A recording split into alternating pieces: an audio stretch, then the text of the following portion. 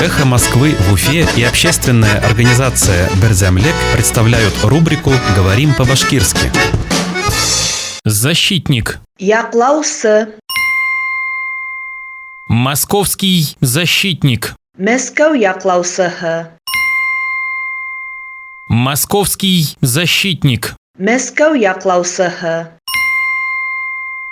В следственный изолятор к Лилии Чанышевой допущен московский защитник. Мәскәү яклаусыһын тикшерү изоляторындагы Лилия Чанышева янына керткәндәр.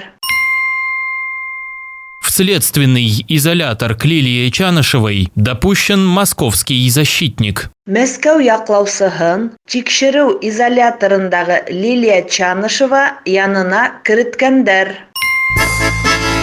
«Эхо Москвы» в Уфе и общественная организация «Берзямлек» представляют рубрику «Говорим по-башкирски».